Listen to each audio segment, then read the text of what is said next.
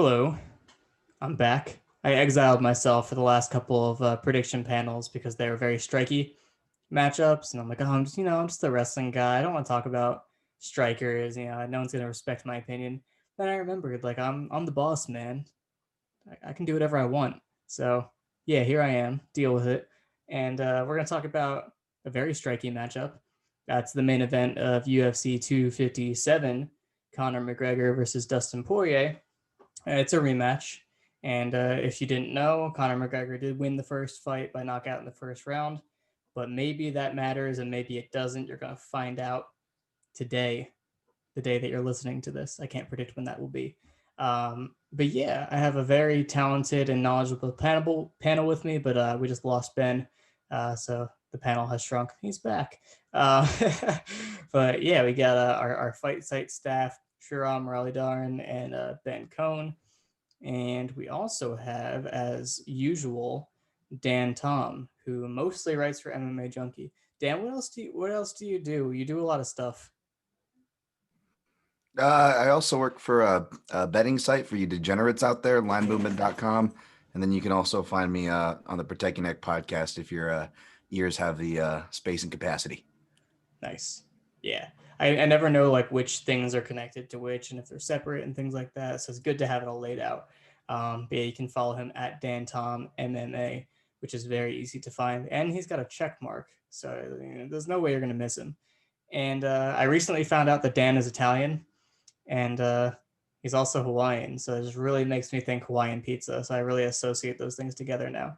And I like pineapple on pizza. So if you turn it off because of that, I'm just going to deal with the consequences. Ben's giving me a look. He's judging, a perfectly reasonable food combination. Perfectly reasonable. Best Anyway, one, I'd argue. nah, it's fine. I don't understand how you're not ashamed of yourself. Yeah, there's nothing I to mean, be I only ashamed of. argue it to make Ben mad, but I would argue it. No, Hey, here's some middle ground. of. Here's some middle ground for anybody hating. If you don't like it, swap out the Canadian bacon for some pepperoni. You really get the sweet and salty in there, and that might change your opinion. Just saying. It's a classic. Sweet and salty is a classic thing, and like with dairy, like it works very well. You're just a hater if you don't like it, and that's all I No have to say talent. about that. That's not what this panel is about. This panel is about fighting. It's about mixed martial arts. So we're going to talk about that instead. Just wanted to throw in a little controversy there. It's the most controversial thing about this fight is Dan Tom covering it and being Italian Hawaiian. Can I just point out, you said, "Oh, I'm a wrestler, so I didn't come on the striking podcast discussions," and you brought the grappler on also in addition to you. Yeah, Whatever. whatever. We're bringing on the very best that the fight side has to offer Who here. cares? If Ryan would agree to come on them more often, I wouldn't have this problem, but Ryan's too good for us, so there we are. Anyway, I'm going to kick this thing off. So the format of these panels is that we're all going to get a chance to talk about both fighters in the matchup, and then we're going to talk about, how we see the fight going and our predictions. That way you get a very holistic picture of everything going on here. Because usually sometimes, when it's fight week, people only talk about fighters in the context of their opponent. I think it's more fun to get the full picture. And, makes it longer, fills airspace. So that's a good way to do it too. And we go one at a time, and we just talk about the fighter, then we talk about the next fighter, and then we talk about the matchup and the predictions. Ben totally screwed it up last time I was on here with you guys for UFC 256. But Fake you know news. what, Ben? That Fake was news. that was a good podcast for you because you said a lot of correct things about Brandon Moreno and how he was going to do against Davis and Figueiredo, and you had your whole Charles Oliveira thing. So if you wanted to gloat for a second, now's your time. I'm not going to be nearly as right on this one. That's all I can say. You say that, but so congrats to Ben for that. Anyway, so I'm going to start. So I'm going to talk about Conor McGregor. I'm not going to talk too much about him because I think a lot of people have cool things to say about him, and I don't have many cool things to say about him. But he was always. I think Conor at featherweight and Conor at lightweight are very different entities. So at featherweight, much more kicky, much more explosive. There's some generic observations there. None of his weapons were particularly different. I think the turning point was probably the first Diaz fight where he gassed himself out fighting a similar style they did at featherweight, but he realized that he didn't have quite the same stopping power as he did at the lower weight class. And he got tired beating him up. So I think that kind of changed the way he approached fights a little bit, more static counter punching like you saw in the Alvarez fight. We really haven't seen a lot of the in and out bounciness that you used to see from Conor. Maybe more of a karate inspired style.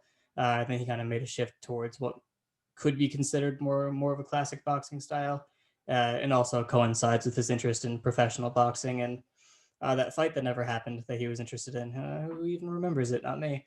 So, for the recent versions of Conor, things he's still good at, the southpaw double attack for sure.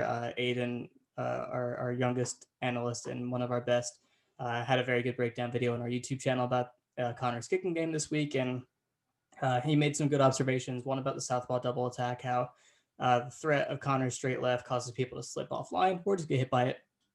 But if you catch them slipping, then you can fire off the round kick on the same side, and people will move into the power. That's how he knocked out. Well, that's how he rocked Donald Cerrone, kicked him in the head. So that's still there recently, and we didn't really get to see too much more, but definitely just the combination of his biggest punching threat and his kicking game. They still go together. You didn't see him kick for a couple fights, and you wonder what that was. Kicked a bit against Khabib, but that wasn't really a performance that's super fair to judge him by, because as a striker, because he did get ground out pretty early on and then gassed out by Khabib, mauling him. So really, like those are his past two fights, right? Cowboy and then Khabib before that. So we really haven't gotten to see a good look of him as a striker over the course of a fight in many years. So it's really, really hard to say where he's at right now. But what I will say is that, not delving into the matchup yet, but he's a very different fighter from like the first round and a half to when the fight gets a little deeper and you kind of settle into it. His stopping power changes. It's a little less snappy. He still hits very hard. He's heavy-handed, but it's not quite the same. And definitely more flat-footed, easier to pressure. Guard is more easily manipulated. He changes as a fighter over the course of a fight, and it's not like he, is terrible or like way worse. But to use a lazy analogy, I would say he goes from an A-level fighter to a B-level fighter, over the course of a fight. And a B-level fighter is very good. It's just not the same threat that you have early on. So that's something interesting to consider that I think most people recognize. But yeah, that's just my general observations. I didn't want to do a full breakdown of him as a fighter because I am not a big Conor studier, just because I'm a hipster. I don't want to care about him. So I'm just gonna pass it off. I'm gonna pass it off to Dan Tom. What do you think about Conor McGregor as a fighter? I think we're all kind of hipsters here, right? Like even with the pizza discussion, I was just imagining that. I'm like, that would be the most hipster ass pizza party with like hanging out with, me and you guys in the fight site. That would be a super hipster pizza party. But listen, that's why I love the fight site, because there's advertising, no one's advertising their whiskey brands or anything like that. And you're not going to find any of that here, folks, just good old analysis. But to talk about Conor, I need some Coke. And not the cheap Coke, like from Mexico. So I've got nice Coca-Cola, of course. Nice, crisp, tasty Coke. Like the fight site gives you crisp breakdowns. There we go. Anyway, speaking of non-corporate shit, listen, all right, I'm really tired, folks. You're getting me. Are you kidding me? You're getting me at a delirious Dan Tom here. But listen, on the hipster note, I too am hipster, but I do have to study Conor primarily because I work for outlets, and outlets want the Conor stuff. So, but me being a hipster, I try to find random stuff like, oh, cool, he did the Travis Brown elbow thing like before Travis Brown did. That's kind of funny for everything that we love to give credit for Conor for. It's like, especially from the media standpoint, like we couldn't find enough stuff to give him credit for yet. No one ever mentions that one.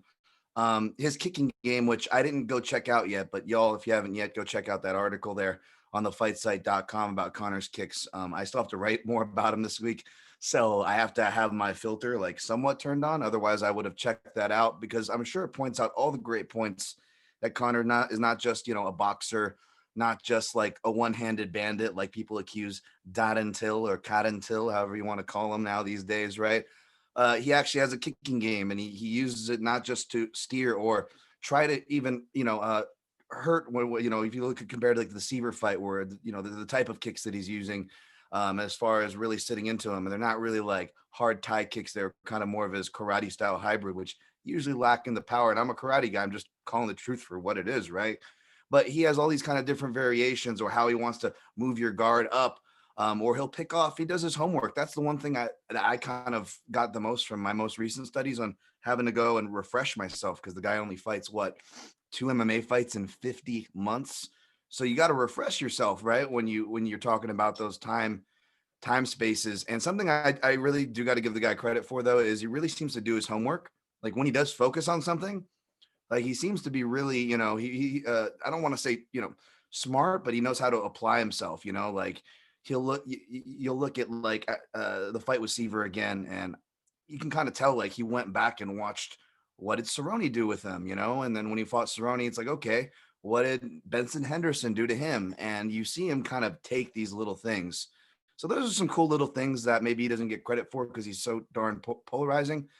But yeah, I think we all are kind of pretty familiar with Conor. He can counter, but he also, obviously works off a lot of pressure. And which is, we'll talk about, I think a real key theme is he's a fast starter, one of the fastest and most accurate starters. And I think that's a big thing to do with this matchup as I pass the torch.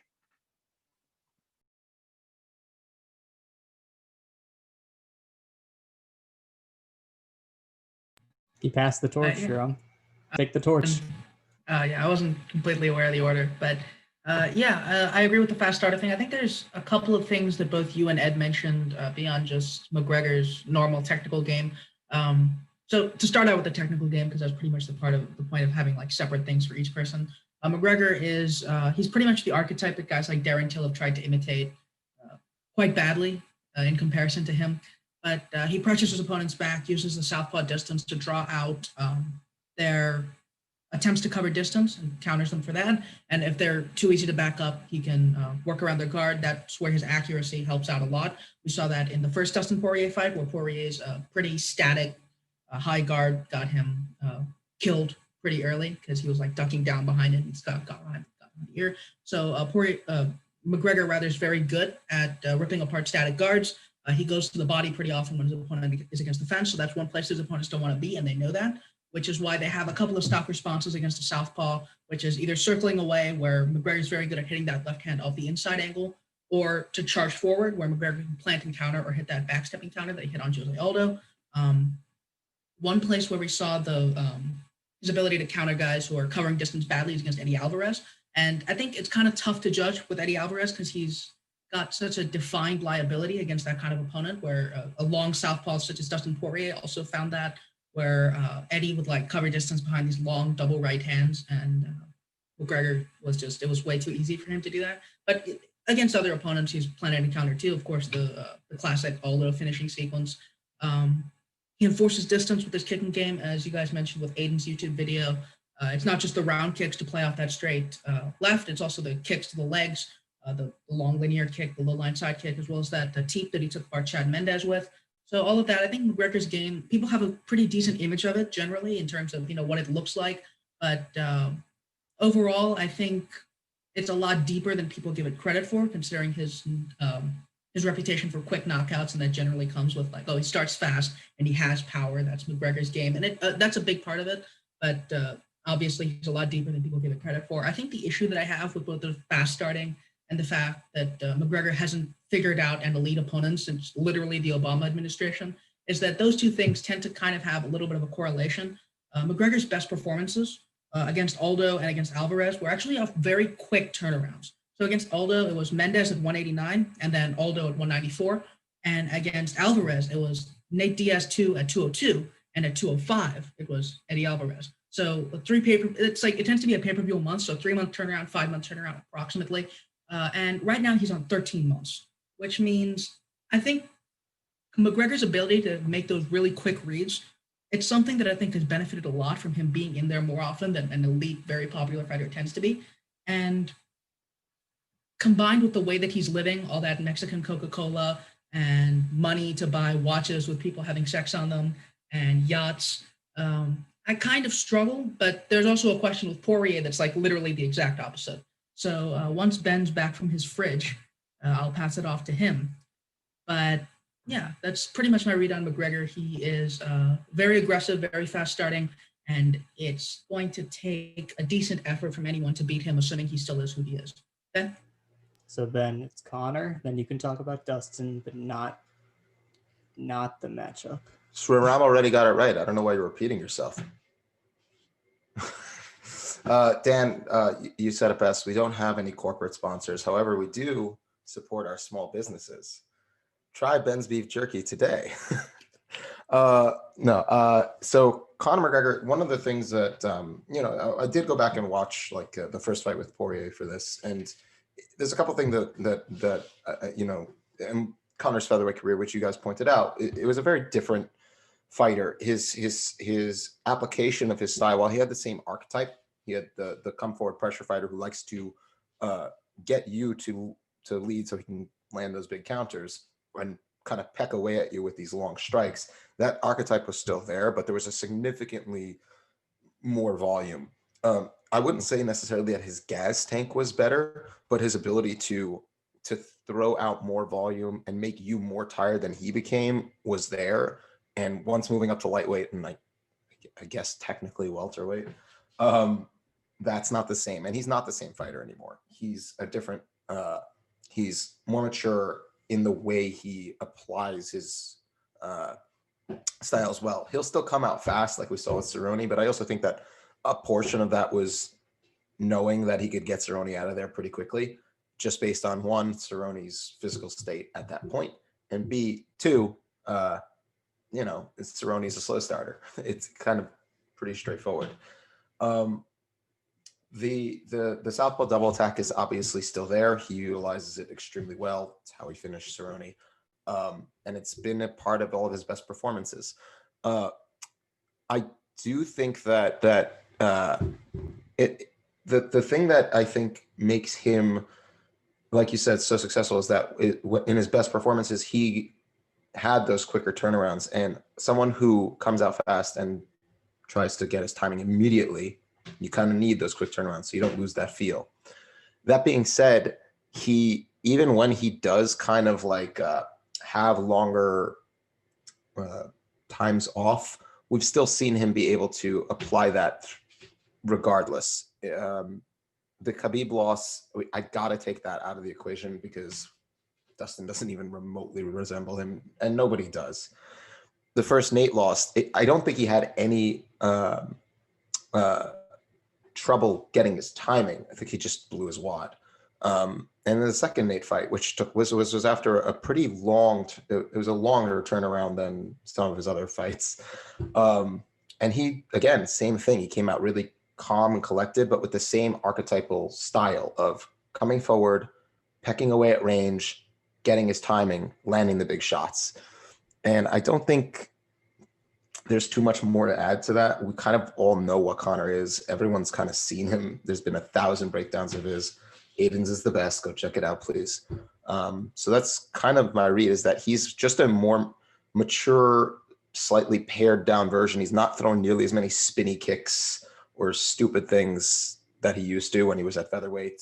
So I think he's actually a better version right now, even with all the recreational activities. And the, Dustin, man, I really love Dustin as a fighter. He's genuinely one of my favorite fighters of all time. And he's also an actual good person, which is so rare in MMA that we should celebrate it as much as possible. And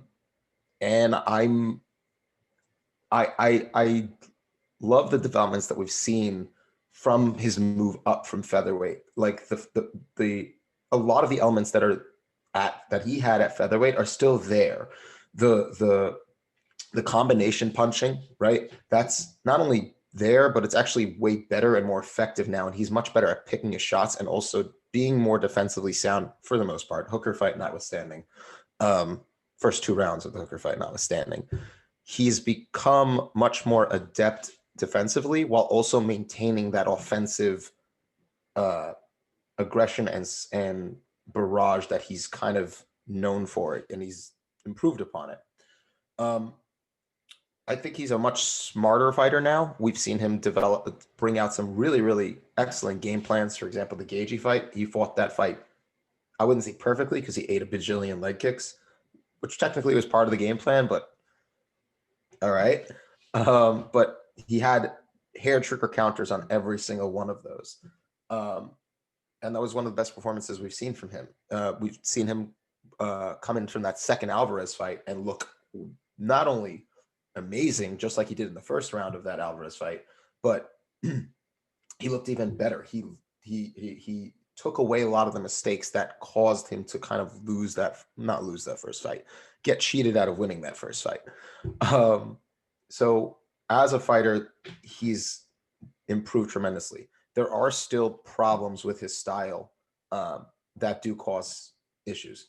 He could still, even though he's improved mentally as a fighter, he's kind of like Charles Oliveira in that way. He's had the mental issues. He's improved upon it. He could still kind of get a little dicey there in the Hooker fight in the first couple of rounds. We kind of saw that he had to dig deep and push through, which is a great sign. The fact that he was able to push through a lot of those moments is a really great sign because it shows that he's not going to fold. However, the fact that he was in those spots in the first place is an extremely worrying thing because when he is not at range parity or reach advantage, is when he has to close distance across these larger spaces, and that's kind of where he struggles to close it to get those distances. He'll kind of like shift across space, and his chin will be right in the middle there to be targeted, and that's something that's going to come into play later. But I'm going to pass it off to who am I going back to? Sharam. Okay, so I'm going to pass it off to Sharam. Also, Poirier's grappling, while good, is not amazing, and I don't think it'll come too much into play here, unfortunately. Right. So while I said McGregor was kind of closer to the usual southpaw archetype, I think Poirier is a little bit more unique. The best parallel that I can think of in a broad stylistic sense is someone like Robbie Lawler, in that while southpaws tend to be a little bit more rear hand focused, I'd argue his calling card is more of his lead hand, which we saw in the Max Holloway fight and in several fights since then and before that. He's a very good southpaw jabber in terms of using it to draw out reactions. His counter right hook is something that gave Max Holloway no shortage of problems, and that he was able to keep Max Holloway from like really getting into combinations with that right hook.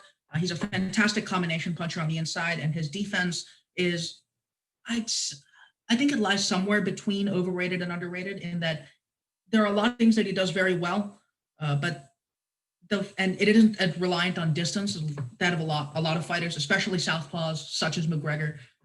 But it's also kind of janky and weird in a way that hurts him at certain points. We saw against Eddie Alvarez able to get in on body shot entries to go up to the head. Dan Hooker did the same thing in the early rounds. I don't think it was like a mental thing for Poirier there. I think it was Dan Hooker fighting a pretty crafty fight early to get to Poirier's head when he couldn't otherwise. So that's one way in which Poirier's defense isn't the best, and it's kind of pertinent here against McGregor, although we'll get into that later. The shifting is an interesting question because I think Poirier's ability to shift and combination punch so well is something that it's helped him a lot against opponents with strong distancing. I'm thinking of Dan Hooker and especially Max Holloway, because both of those guys are pretty good at managing the distance in front of them, and Poirier was able to penetrate it pretty routinely with the shifting combinations. But the issue there is what happened in that second round with Dan Hooker, and kind of the issues that I think people think he's solved completely since he got wrecked by Michael Johnson, which is that his positioning in the pocket it gets away from him. It gets away from him pretty easily, both in terms of regular combinations and in terms of what he does when he's interrupted in the middle of a shift. For instance, he was trying to shift in on Dan Hooker in round 2, and Hooker kind of stood his ground, countered with a combination, and Poirier was just standing there square and narrow. That's a risk when you shift instead of covering distance behind your stance, but it also lets him do it very quickly, and his power lets him, it bails him out. That's one thing that both McGregor and Poirier have in common. There's a lot of things they do. They're bailed out more than they would otherwise by their ability to just hit insanely, ridiculously hard. In terms of his Poirier's combination punching and his ability to push his opponent back is fantastic. He's very good at lever punching to push his opponent back. We saw that in the Eddie Alvarez fights. I think Poirier he's not a very defensively focused fighter, both in the larger strategic sense and in terms of like skill wise, but he's also proven very difficult to beat just in terms of like heart and durability and cardio, which is one place that I think he has a market edge over his opponent here. If you look at a fight like Gaethje, he wasn't defensively the best, but there were times where both his offensive depth and his ridiculous durability bailed him out of just getting killed by one of the better versions of Justin Gaethje we've seen. So yeah, I mean, Poirier I think he seemed weirdly vulnerable in a lot of his fights because, he gets hit a lot. One, he has all these weird little ticks that he does where he's like, he seems closer to a person in the cage than a lot of other fighters do. Like you see his personality in there and you're like, oh, this guy is just going to break because he's not, really hard. But he has proven in the Hooker fights or in the Hooker fight and the Gaethje fight that it's far from that. So I'll pass it off to whoever's next to talk about the Diamond. Dan Tom. Yeah, I like those notes there from what both of you guys said. I also agree with what Ben said at the end of his, but I guess we'll save that for the next section. But as far as the striking goes, it's really interesting because you have, Poirier, and I like the notes as far as the rematches. By the way, I believe it's 2-0 rematches. Poirier is, whereas McGregor, of course, just 1-0, right, with the Nate Diaz rematch under his belt. So not, the biggest sample sizes as far as adjustments go. And as far as strategy goes, I believe you guys have spoken about it too, whether it was Poirier specifically with the Khabib fight or American Top Team, which is a great camp with a lot of great facets to it. But as far as strategy and game planning go, perhaps not their most like well-known facet, right? So that's kind of up in the air. So I don't want to go too deep down that path. I will talk about one of the things that I think people would be calling for Poirier to do more, which I found interesting, which, not talking too much about strategy, but more his game when he faces other southpaws, which is leg kicks or calf kicks. Again, I kind of planted the seeds of American Top Team. That is that's a camp that is, I don't know if they're credited. A lot of people credit Benson Henderson. And of course, American Top Team, if you ask Dan Lambert, he credits Wilson Govea, who was landing regular leg kicks back in the day, gassed. And they ended up being calf kicks. And they noticed that even though Govea was gassed, that his kicks that were inadvertently going to the calf was doing more damage. That's according to Dan Lambert. Y'all can hammer it out. But what's relevant to Poirier is I found interesting is that when he's fought other southpaws before, when he had tried to be strategic, and this is while he's still under the American Top Team regime, when he fights Jim Miller, for example, like his plan, he admits, is to go and get Jim Miller's legs. And, Jim Miller kind of gets him. And since then, it's more like kind of what was mentioned by Shuram, which is like more of a focus on the counters. Ben talked about it too, a focus on the counters as far as up top, rather than maybe capitalizing on his own kicking offense. He's working around it, right? And still within his style, which is totally smart and much more conservative and efficient, et cetera, and et cetera. Now you mix in, yes, when he does get a guy hurt, of course, we all know like his shifting and his levering, his ability to lever punches and like do all these really great things in that regard. But what really struck me, and you guys mentioned it too, was the Hooker fight, is that, there are certain things that for all these improvements that we love to talk about that were mentioned here, is that there does seem to be a little bit of mainstay problems. And we saw that in the first couple rounds there. And again, not to be too reductive because it was either the last one or the one before. I was super reductive with my analysis. Yeah, it was the Ferguson and Oliveira fight. I was super reductive with my analysis. People don't change, and then they can change even late into their career. So I don't want to make that mistake. But as far as what I see, that's what I see. I see the improvements you guys see, particularly in the boxing and making that work for the rest of his game and how that works against his opponents. But there's just still a lot of mainstay problems from that original brawling Dustin Poirier that crashed the scene from the WEC days. Yeah, really, really good breakdowns, guys, and I appreciate it because I don't don't have all that information off the top of my head to do the same thing. The Dan Hooker fight for Dustin Poirier was simultaneously encouraging and discouraging. Discouraging because his brain fell out of his ears, at some point, and he just decided to do ridiculous sloppy things. And it's not like he's always like in perfect position or doesn't overextend or doesn't get messy. But Dan Hooker tricked him into having like one of the craziest, sloppiest fights I've seen him be in a very, very long time. Um, it's just like swinging crazy in the pocket, falling over, just wild stuff. Usually people talk about in terms of like Poirier making bad decisions. They talk about the guillotines. Uh, it first came up in a big way against Eddie Alvarez. Eddie Alvarez kept shooting on him, and every time Dustin Poirier full guard in the guillotine in between rounds, Mike Brown was like, "Stop doing that," and he said, "No." So he kept doing it. I admire it. I admire the dedication. But yeah, obviously that came up again against Khabib. I don't know if it's because he can't defend normally or if he's just very committed to doing it this way. I don't think Conor's going to shoot a double on him, so it's probably not going to happen.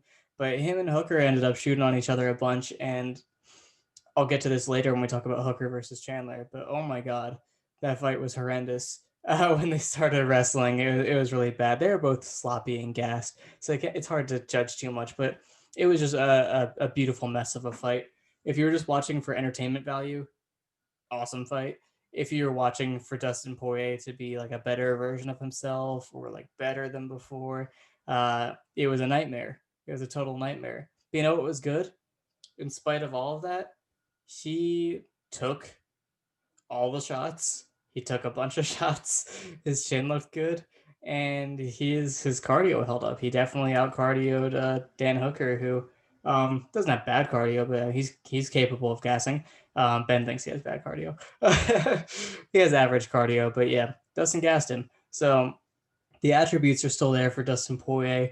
Just got to get the brain back in his head, and hopefully we can work on some things. But yeah, like that stuff doesn't seem super prescient for a Conor McGregor fight. I'm going to jump into it just because we're here. We're at that point. Doesn't seem super prescient. It's like, okay, how can Dustin improve on the first fight? Because Conor hasn't changed enough to not pursue the same exact strategy. He is the same enough where there's no reason he can't do that again. For Dustin, it's like, okay, how do you control range? How do you control exchanges? Do you lead or do you let him come at you and try to work around your guard and pick his shots? Probably not. I think Dustin Poirier needs to pressure Conor McGregor. I don't know. He doesn't need to do it like right out the gate. If he can find a way to make it a fight and make Conor work, I would say with a kicking game. But as we talked about, his kicking game is kind of hard to read. But if he can get ease into the fight and just figure out the distance, figure out the shot selection, and then start to pressure behind combinations and figuring out what kind of guard McGregor can be using, what kind of counters he's looking for, how he's going to manage distance. Like we saw in the Gaethje fight, if your guard is static, Dustin's amazing at poking around it and setting you up and timing his combinations to land big. It's really beautiful work. And then when he's in that comfortable pocket range, usually when he's composed, he's pretty good at getting out of the way and feeling pretty good in those pocket exchanges. Of course, there's the Dan Hooker fight where that was less good, and then like the Michael Johnson fight before that where he got flatlined in the pocket. So Conor McGregor is absolutely capable of hurting him really, really badly in the pocket, but Conor doesn't like infighting.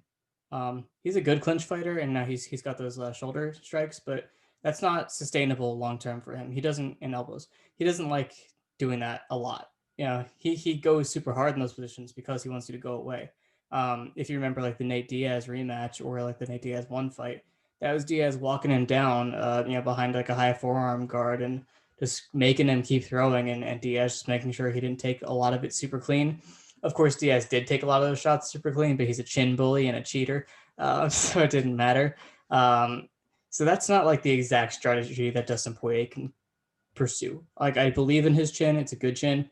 It's probably better than it was at featherweight, but that is a huge risk. And just judging by how Conor looks, we don't have anything else to judge by. I think he's really prioritizing his strengths with the strength and conditioning program. He has like big old shoulders and biceps. working on his chest, just like working on his upper body a lot. I think it's partially just marketing and posing for his business, trying to look good and cut and as aesthetic as possible. But it also tells me he's probably not building himself for endurance, and he's not prioritizing the long game here. He's going to try to get him out of there quick. So if you're Dustin Poirier, do you try to be smart off the back foot and stop him from hurting you really badly when he comes at you in the beginning, or do you take it to him when you risk being countered big? So that's the predicament that he's in, and that's why everyone's picking Conor, because that's a really tall order. But I don't know. It's hard to think about what is it going to look like if, let's say, Conor does come out hot and Dustin, who doesn't have the best ring craft, can't stop him from pushing him backward. But he makes the most of the situation. Maybe he takes a few shots. Maybe he gets rocked a little bit, but he survives, and they clinch a little bit, and he ends up okay. And Conor has to reset and take a breath and approach it a little differently. That could happen. I don't think that's out of the realm of possibility. Is he automatically going to win if he survives like the opening exchange? No. But that's when he can start to get into his game a little bit more, right? That's when I can expect him to start working behind his lead hand, which I think is his big advantage in the fight. Conor doesn't not have a lead hand, but Dustin's is superior. It's more versatile. He can use it for his entries. So you were talking about, having to shift to cover range. I think that's something he'll probably pay attention to. And I think, when Conor starts to get later into fights, he gets a little flat. And it's a little bit easier to get into his range, and he's not as sharp of a counter puncher. And I think you can actually see that with the Khabib fight. It's hard because the state that he's in the second and third rounds, when he's a little gassed and things are different, the third round especially.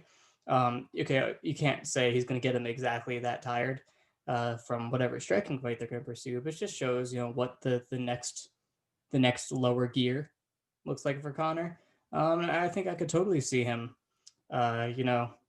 poking through Conor's defenses and hitting his body, and starting to turn the fight in his own favor. And here's this. If he can pressure him, if he can get him on the cage, he could wrestle. Dustin Poirier can wrestle on the cage offensively. That's definitely the strong suit of his wrestling game. He's leaned on it a bunch of times in tough fights, most notably like the Jim Miller and Joe Duffy fights. That's been there for him, but he has to be able to get those guys to the cage. I don't trust him as an open space wrestler whatsoever, offensively or defensively. And Conor, I think he has a wrestling game. I think his first layer, his instincts as a defensive wrestler are decent.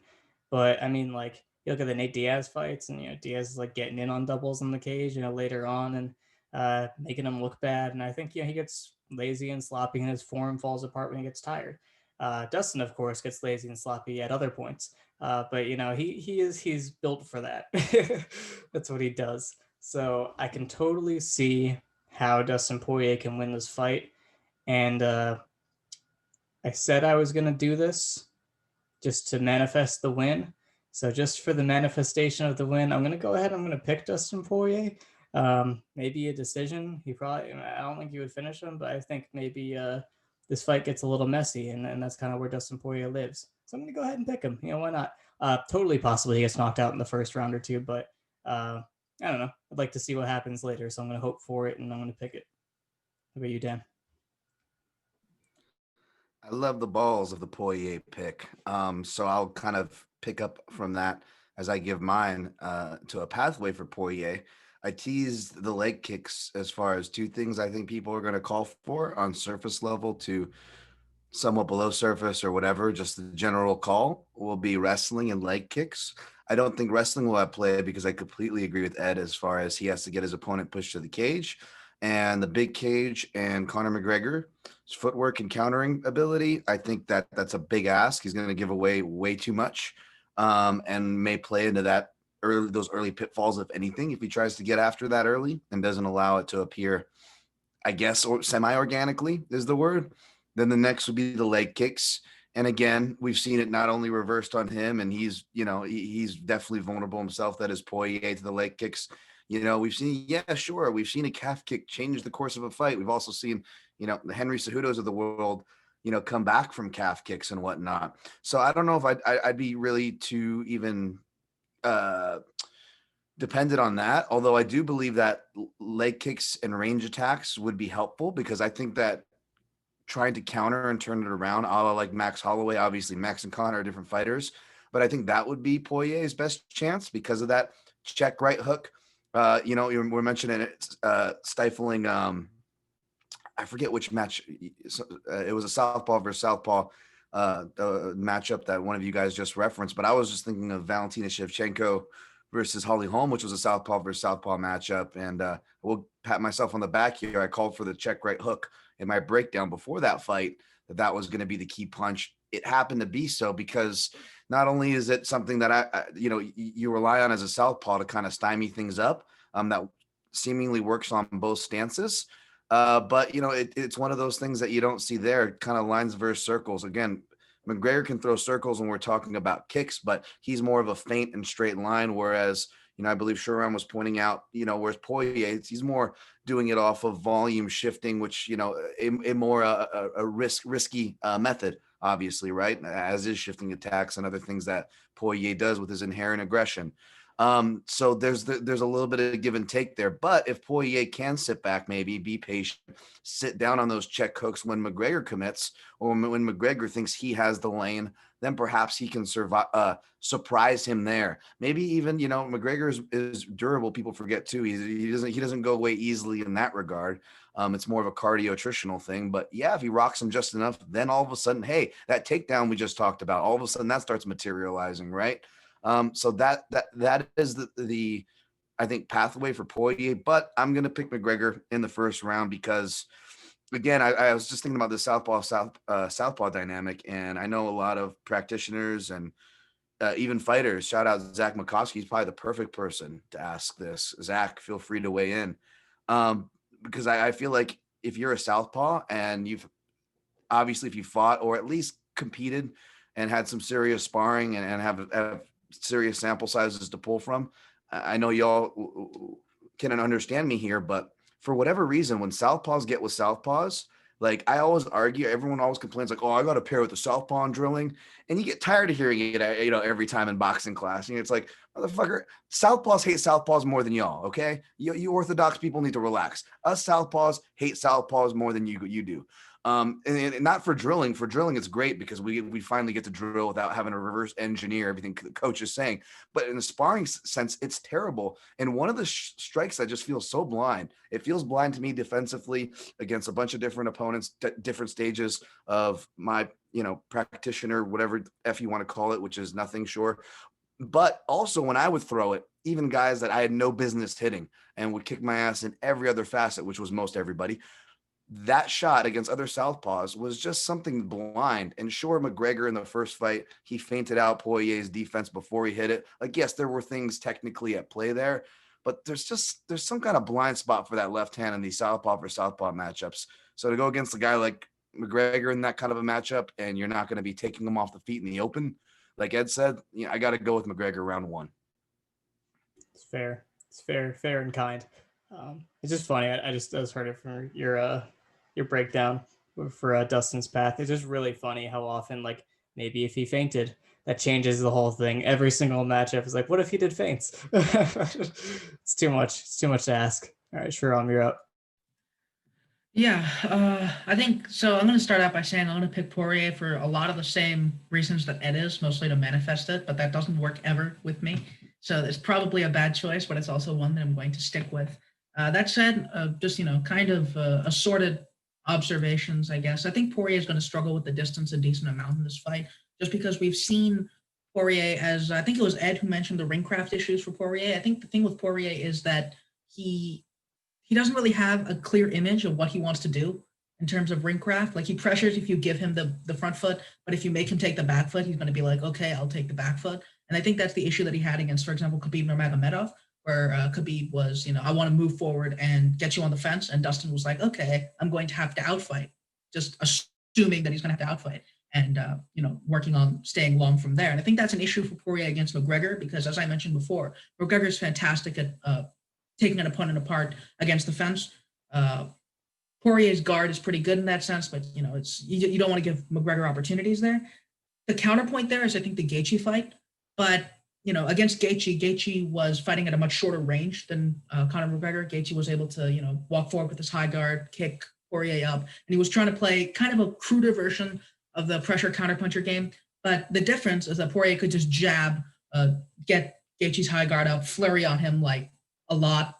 Watching out for the counters, of course, but he's able to get those exchanges to buy space. And I think the issue with a McGregor fight is that in order to create those exchanges, he's not going to have the jab there as accessibly because of the distance that McGregor enforces. Of course, the issue there for McGregor is that the distance is going to be naturally shortened in a closed stance fight because, the open stance naturally extends the distance, forces guys to cover it a little bit more, where Poirier might have the jab a little bit more accessible in a southpaw fight, where, as Ed mentioned, the lead hand for McGregor, it's a little bit more of, to steal something that our friend Ryan says a lot, an ancillary tool, in that it's not a weapon in itself particularly often. He uses a throwaway jab here, a frame hand fighting a lot, but it's not something that's independently threatening in a way that Dustin Poirier's is. And I think in a southpaw fight, it's one thing. I think Dan's right in that a lot of southpaws aren't particularly used to, very accurate left-hand punchers, but also in a closed stance, I think the lead hand naturally gains a little bit more prominence, which is why, for instance, like a southpaw, the left hand and the right hand tends to be a little bit more, like step to the outside, hit the left hand is like the stock advice for a southpaw. And in contrast, for a closed stance, it's like jab to keep the distance. So I think there's a little bit of that in there, and you want to attack the open side, and I think a better lead hand is going to help with that. But I think in general, if McGregor enforces the distance the way that we know he can, it's going to be on Poirier to shift safely to cover distance early. Now, the issue that I have is that I think McGregor's cardio issues have been a little bit covered for by his usual fast start, because he's not generally going to struggle to put volume on guys early because he has such a keen read on what they're going to do. And if he's able to scramble them before he gasses, then they're pretty much not much of a threat to him, either because the fight is over or because he's just laid so much volume on them that they're pretty much done and he has all the information that he needs. I think if McGregor is as rusty as I expect him to be off such a long layoff against elite competition, like if you think about it like this, it's been a year since he fought anyone. It's been twice as long since he's fought an elite opponent. And it's been twice that since he's actually figured an elite opponent out. And that elite opponent, of course, was also a relatively easy style matchup, but it's also something Eddie Alvarez was certifiably elite. And that's like, you can't really get better than that in terms of like an opponent that Conor beat, but it's still something to note that it's been 4 years since he's figured out an elite opponent. And I think if that fast start is compromised, we're going to be seeing Conor McGregor working inside a window with a little bit tighter margins than we're used to seeing, because he's not going to be able to find the reads that he wants early. And Dustin Poirier, as we've seen, Jesus Christ, it's late, as you guys should probably know. But as we've seen, Dustin Poirier is one of the most conditioned fighters I've ever seen in MMA in like a really weird way. Like you see him gassing out sometimes, like in the middle of a fight, like after round 2 against Hooker, his hands were on his knees, but then it's like his blood just randomly turns to caffeine and he's just all the way there again. And I think that's one thing you could attribute it to heart, but it's also just a really, boxer kind of cardio where he gets down and he just has absolutely absurd recovery throughout a fight. I think given that I don't expect a fast start to show up, I think all of Dustin's technical issues here are going to be covered by just having a little bit more in the tank past like the 7th or 8th minute. And I kind of trust him to be there because I expect him to be competitive, both in terms of what Ed mentioned, the infighting and just general pocket fighting. I think McGregor is going to be very equipped to attack his entries, but when it comes to the combination punching on the inside, I think Poirier is going to win that. He's a lot more diverse, and he's just shown a lot more there in past, small 2 to 3 punch exchanges. So if it regularly ends up there, I think McGregor is in trouble. And just if it goes long, I think that's one thing that I think McGregor is working on margins here that he's not used to working with against elite opposition who aren't just going to lean into the first head kick that he throws. And I think we're going to see a tough fight from him. And as Ed mentioned, tough fights are where Dustin Poirier lives. So Poirier TKO round 4, I guess. Ben, your thoughts? I'm just going to mute myself there. All right. So I guess the first thing to start with is that I think we've all mentioned that they're both better versions of themselves, much better versions of themselves, I would say. And the problem is that we've seen how this fight plays out already once. And if they're better versions of themselves, we might get a better version of that fight. But it would be the fair assumption to make that we would see the same fight essentially play out. One thing that to mention is that we know that Dustin, the reason why he doesn't kick supposedly has to do with his hip injuries. I know that he supposedly has worked them out to an extent, but we're still not seeing him kick a lot. It is what it is. He's not a kicker, which takes away an important range tool because he's at a range disadvantage with the hands alone, and Conor is an active kicker. So that extends the range even further. So now so Dustin's going to be at a range that he's already generally going to concede. And it's an interesting and annoying factor because in the first fight, he threw 8 leg kicks in the first couple minutes before that fight ended. He threw a lot of leg kicks and they were landing. Every single one except for one landed, and that was because he was just too far away and missed or something. It's not like Conor checked it. And Conor was doing his whole shtick where it doesn't hurt me. Bullshit. Those landed clean. They fucking hurt. You're full of shit. Sorry, I'm cursing a lot. That's something that actually I think is a big problem that in Dustin's development, because of he's had to work around those hip issues. It's an important tool for something that when you're going to be at a long range and you're fighting another southpaw who has equal to or potentially more snappy powers, I would say it, not greater power, because Dustin seems to have more stopping power, but Conor is more accurate and puts people down more than Dustin does historically. So you're going to be fighting someone who's also going to be able to operate at a longer range, who also is much better at dictating where the fight takes place because he's a dedicated pressure fighter. While you're not really, you're kind of an all-rounder where you go, like you said, wherever the fight takes place. Oh, you're going to push me back. I guess I'm out fighting. Oh, you're going to let me come forward. I guess I'm pressuring you. And that's a problem, especially when you have a guy who is a fast starter, who's going to come out and push you back. So right off the bat, Conor's where he wants to be. Dustin is where Conor wants him to be. That's already a disadvantage for Dustin. Now, if Dustin is really going to game plan for this, there are ways to mitigate that, which I'll get to. For Dustin, he's also kind of, when I said the mental thing, Saram, because you mentioned that you don't think it was the mental issue. What I mean is, I think this is what Dan pointed out, is that Hooker, I think it was Dan, Hooker was able to get him into a wild slap. No, sorry, Ed. Hooker was able to draw Poirier into a very sloppy brawl. And that's a mental lapse because Poirier is the more skilled fighter. And he showed that in spurts in the first couple rounds. And in the second round, he started to show it and then got drawn into that crazy exchange and it got hurt. But in rounds 3 on, even though Hooker was starting to tire, Poirier was also just fighting much smarter and much more carefully, right? Like he flipped that switch again and then like he brought it back. If he can be drawn into that kind of fight by someone like Hooker, listen, I'm not disparaging Hooker, a really good fighter, but he's not Conor, man. He's not nearly as good on the feet, both in terms of skill and also in terms of craft as Conor is.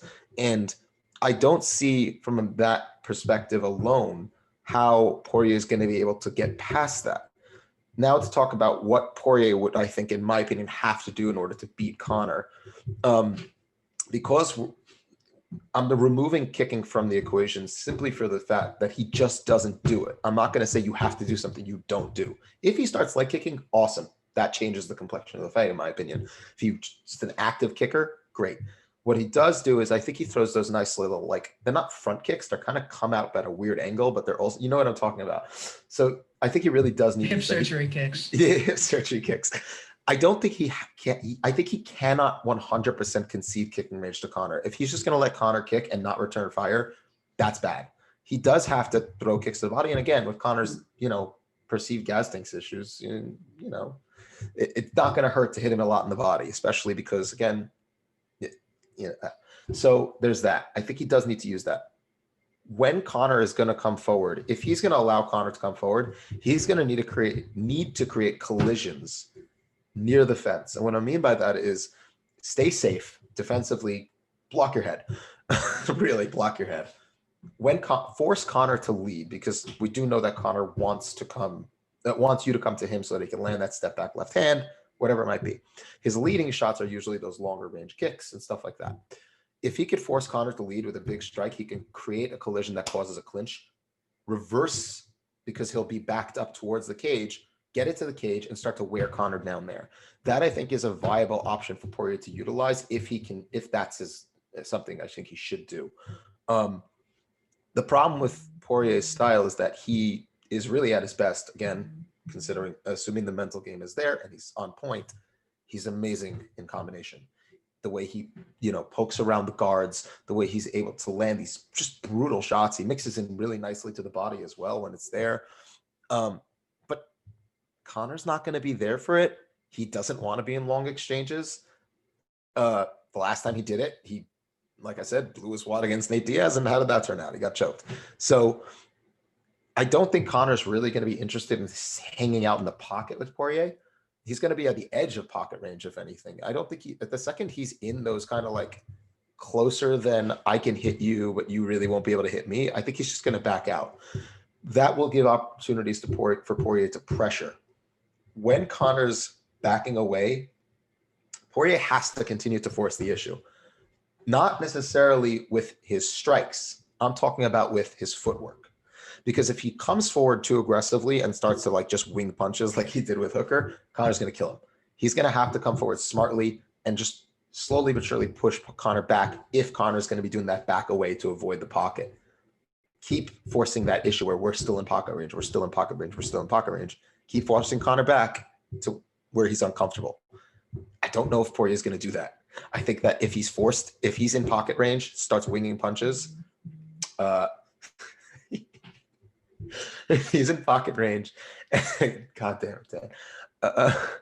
If he's in pocket range and Conor starts to back away, one of two things will happen. Either Poirier will just let him, or he's going to chase him, and then Conor's going to kill him. I'm afraid to say this, but I don't think Poirier is going to do super well. Also, somebody mentioned something on Twitter once. God. We're making jokes in the chat and distracting Ben. It's really not helping, and there's a lot of Conor coming, and it's really not helping. Somebody said that he does this program he's been doing this program to try and increase his cardio. I don't know what exactly. Is that the McGregor fast thing? Yeah. I know way too much about McGregor. Yeah, that's really, I didn't know that. I thought it was fast, but I wasn't 100% sure. If it works, that's really a big problem because, again, like you said, Poirier's ability to dig deep when he is tired and keep going is a real asset for him. If he doesn't have that against Conor and Conor can keep going, he's really screwed. Also, Conor's chin is ridiculously good. I mean, like, it's got to be at least like up there in terms of like closing in on S tier chins. The dude can take a shot. You don't eat full power Mendes counter punches on the jaw and just laugh at him without having an incredible chin. What about Floyd, though, Ben? What about Floyd Mayweather? Floyd Mayweather is the hardest puncher in boxing history. So, I mean, that's really impressive that he lasted 10 rounds. Floyd apparently hurt his hands on Conor's jaw. It was really crazy. I got to go with Conor by KO, late round 1, early round 2. Or even just round 2. I think the avenues to victory for Poirier are on such small margins that we're not going to be able to see him walk that tightrope, especially if someone like Hooker was able to just pull him off his game. So, yeah, that's definitely the reasonable pick. That's why people are making it. But what fun is that? God, I want to be wrong. I cannot express that enough. I want that. Yeah, I want Conor to lose. Speaking the game plan into existence, manifesting the win. That's what analysis is all about. The problem is you have to do it soon enough that the fighter will hear it and then not acknowledge that they heard it from you, and then do it and then say, oh yeah, me and my coaches came up with this, and not say, oh yeah, I was listening to the Fight Site panel and Dan Tom said I should do this and yada yada. That never happens, but maybe one day. If we start releasing our podcast earlier, maybe someday we'll get credited with it with a game plan. I think our goal is to be thanked by a fighter in the octagon. Yes, I just want to mention this one time. But yeah, so that's that fight. That's the main event of UFC 257. Everyone's talking about it. A lot of unknowns going into it, which is always pretty exciting. and the biggest unknown is, will Conor show up and look like trash? And I just, come on, please.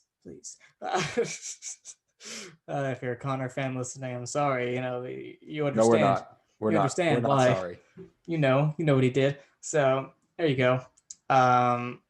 Yeah, about the fast conditioning program, he will do anything to avoid running. He does not want to run. That guy hates running. So I can't blame him. Running sucks, but that's the thing you should do for fight conditioning is you should run. We were harassing Ben in the chat the whole time. It was very funny. But yeah, so that's that fight. I'm looking forward to it. I'm gonna be nervous as hell, but is what it is. The co-main event is also making me freak out because it has such chaotic energy. I'm worried. I'm so concerned. Michael Chandler, as I believe Ryan Wagner. Ryan is Canadian and says his accent is Ontario, but I swear he says things like nobody has ever said them before. And I can't believe no one called him out. Thanks, Ben. Ben's complimenting my beautiful eyebrows. On Ryan's one of Ryan's videos about Nathan Corbett, he pronounces elbows like albos, and he said it like a million times in the video, and no one said anything except me. I'm like, why is no one joining me in bullying Ryan? So if there's anything to bully us about, just go for it. Shiram gets disproportionate amounts of bullying in the YouTube comments. I think they're perfectly proportionate. Everyone's like, oh my God, Shiram's microphone. Oh my God, Shiram's audio. Listen, when we're in these calls, I don't notice it. It seems fine to me. So we don't understand that there's a problem until after it's published. And everyone's like, oh my God, Shiram's audio. I think we can all agree that the only bullying of the fight site needs to be directed towards Matt. Yes, Matt Joya. Please go bully him. Unashamedly, simping for Black Rifle Coffee every day. He really wants that Nazi money, and I don't know if he's ever gonna get it, but he wants it bad. More than Vinicius Mojeda and his tattoo. The guy that was really funny. Wait, what? It actually is a black belt, but it's like it's guns. I thought it was a black belt, but they drew it like guns or something. It's the most two rifles stupidest crossing, drawing. and like the ends have like a red stripe on them, like a jiu-jitsu black belt, and it says jiu-jitsu style under it, and it's two guns. Oh, jeez. We were debating this in the chat earlier. It's like, is his style of jiu-jitsu like guns? Just is he saying I don't need jiu-jitsu because I have guns? It's very hard to parse. Almost as hard as that one guy that fights out of Stipe's camp who has like the Kampfer, like that really German tattoo. Yeah, the fat guy. Alexei Kamer? No, he's not fat. No. It was the guy who lost. I didn't the fat guy. It was the other guy who lost to the dude who had his butt hanging out against Cyril Gahn. That is how I contextualize every low-ranking heavyweight. That's oh God, Tanner Bozer fought that guy. Hold on. Jeff Hughes, it's Jeff Hughes. Jeff Hughes. Jeff Hughes. Right. Okay. Right. Yeah. Brazilian ass crack man is my anchor. Rafael Passau. So anyway, if Black Rifle Coffee wants to pay Matt Joya like $1,000 a month to have Black Rifle Coffee tattooed on his chest, I think he'd do it. Guy needs money. He's desperate. Hell, I would do it. Jesus. Yeah. Dude, I'd do it. Sell my soul. I came this close back in the day. Me and the buddy Ernie back in the day, we came this close to getting a Chipotle tattoo because we heard if we get a Chipotle tattoo, you got free Chipotle for life. And we were getting a bunch of tattoos at the time. We're like, dude, let's get Chipotle food. And we found out, like, it was before Snopes existed, so it was really hard to find these things out, but we found out it was not true. Oh. Very thankfully, before we could get the tattoos. Why do you have Chipotle on your arm? Don't ask. Let's talk about fights again. So Chandler Hooker. Yeah, you guys mute yourselves so I can talk about this fight. All right. It was fun though. Okay. So how did I get on that? I don't remember. Anyway, Chandler Hooker is happening. Very chaotic energy, just like that segment just was. Unplanned. But yeah, this fight makes me crazy because they both have a really good path just to destroy each other. They are both very vulnerable to the things the other one does, and that makes me so nervous. Let's start with Dan Hooker. He's a chin bully, plain and simple. He is a cheater with a good chin. It's not fair. All you need to do, there's two fights you need to watch to prove this. You watch the Dustin Poirier fight; it speaks for itself. You're gonna get the knockout against Gilbert Burns. The knockout against Gilbert Burns is literally just Dan Hooker keeping his eyes open and just eating this combination in the pocket full force, and just waiting for Burns to be open, then timing his own left hook and just chinning him, and Burns goes down immediately. So yeah, complete cheater chin. Like you shouldn't be able to do that. That's not fair. That I don't have to have defense. I can just stand there and you do whatever you want to me, and I can just wait for you to be exposed, and then I'm going to hit you and knock you out. So he hits pretty hard. He knows how to weaponize his chin. It's pretty unfair. He also used to be a size bully. He was at featherweight. Was he 6'1"? Yeah. So lots of bullying qualities from Dan Hooker, versus athlete bullying, motor bullying from Michael Chandler, just going full Hulk smash on people for 5 rounds, just like the most insane pace I've ever seen anyone keep. It's not like the traditional cardio fighter either, where you're like, oh yeah, he's pacing himself well. He doesn't pace himself well at all. He just goes, and he goes for pretty much the entirety of 5 rounds, pretty much every time he has to go 5 rounds. My craziest Michael Chandler moment is in the Eddie Alvarez rematch, where round 3, he's starting to slow down. And you're like, okay, he's starting to slow down. And then the beginning of round 4, he jumps 10 feet in the air and throws a flying knee. And you're like, what is going on? And then he's going full tilt again. So you guys are both freaks, absolute freaks. With regard to like career trajectories, Chandler's a little bit further down the line. It's really hard to say if he's post-prime or not. People say that because he got knocked out by Patricio Pitbull, who is good Pitbull, is what we call him, with a counter. And his leg got chewed up by Brent Primus. He got calf kicked, and it like messed up his ankle or whatever. And what was funny was even after that happened, he was still winning the fight. He got mad and started screaming, was still coming after Primus and was still beating him up. And then they stopped the fight because his leg was falling off. So these are two very ridiculous fighters. This fight has very ridiculous energy. So let's talk path to victory. So for Chandler, he's a wrestler. So people, I don't know if they forget that or what, but they're like, they never factor in Chandler wrestling people into the possibilities of how the fight would go. Like he's wrestled pretty much everyone he's ever fought besides the ones he knocked out really quickly. He's a very good wrestler. So, Division One, I forget if he was an All-American. He was an All-American from Missouri. I wrote about it. I wrote 2 articles about Michael Chandler actually. So I'm well versed.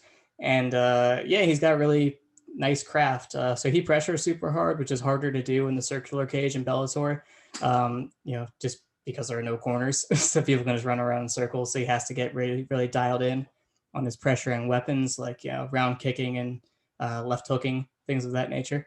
So he's good at pressuring people hard into the cage. And if you don't have good footwork, then he can just come at you with his rear straight, which is very powerful, and he throws it hard a lot and get you back to the cage that way. So he's really good at wrestling in the cage, super strong, chaining between doubles and singles, angling people off the cage, reshooting, coming up to body locks. Just a very competent wrestler overall in that sense. His open space wrestling is also very good, and that's where he leverages his athletic type a little bit more, because he's a very in and out, bouncy kind of footwork guy when he's not pressuring super hard. And that in and out motion really masks when he's ready to explode in and create his entry. And it's not like he's timing like one single entry. He does it a lot. My favorite is the Brent Primus rematch, where he's got him in open space coming in and out, and he bounces out, comes back in, throws a rear straight to the body, does it 3 times in a row. And the 4th time he shoots a double leg because it looks like the same motion as the body straight, but the entries all look similar. It all kind of flows together. So he has systems. He leverages his attributes well. He's got dangerous striking weapons. He can get a little crazy. His form might not be perfect. And that's kind of what troubles me because Dan Hooker, like I said, it takes a lot to get him out of there. So if Chandler's going to wrestle him, great. I think that Dan Hooker's ring craft is not amazing. Shouldn't be like a super tough challenge to get into the cage sometimes. Obviously, level changing on Hooker is very dangerous. The danger against the cage is more of a guillotine threat, I would say. The danger in open space is more of a knee threat. The knee is what worries me the most, honestly, because Chandler doesn't disguise level changes that well. He doesn't feint level changes very often. The bounce kind of shows a level change, but he, you can see it when he's about to come at a lower level. But usually it's because there's another layer of that where, okay, is it a punch? Is it a takedown? That's basically it. So even if the punch is going high body or it's a takedown, the motion looks basically the same. Sydney Outlaw, his most recent fight, he is coming down, changing levels like it's a body punch, but he still throws it high and hits him in the face and knocks him out. Which, that's cool. That's very crafty and it works well. That's a really bad thing to do against Dan Hooker, because you don't want to show him a bunch of level changes in a row. And like, even whatever the next thing is, it's still a level change. So if I could have any confidence that he could feint those out a little bit more, or, show it and then come high and not duck face first forward, I'd feel really good. So there's that. But also, he can pressure high with the straight right if he's not doing that space manipulation in the open. And he hits the body, he punches the body, he kicks the body, where Hooker is pretty vulnerable. So I could see him beating him up on the feet. I could see him taking him down. As I mentioned previously in the Dustin Poirier section, Dan Hooker is kind of a terrible wrestler. He's a hard fighter to wrestle because of his striking style. I call that anti-wrestling. Just the striking tools that he uses are very linear. They're very level intercepting. So it's hard to get to him to wrestle him. But once you're in those wrestling situations, it's not so bad. Besides like guillotines, really. Whereas Chandler is, extremely competent in that area. So it might come down to whose thing gets to the other guy first. And that is also a very worrying proposition, because as I discussed, I think Hooker's attributes are designed to keep him in fights longer, because he is very, very durable, even to the body where he's very vulnerable. Edson Barboza had to kill his body before we'd actually put him down.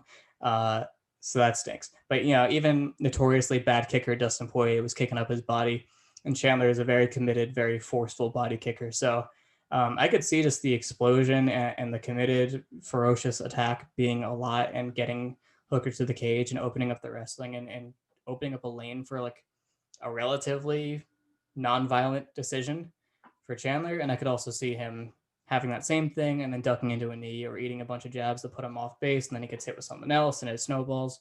I could see a lot of things happening. I just think that just for the sake of me acknowledging the level that Chandler's at, I'm going to pick him, even though I think this is a very random, crazy fight where a lot of things could happen and it doesn't make sense to be confident.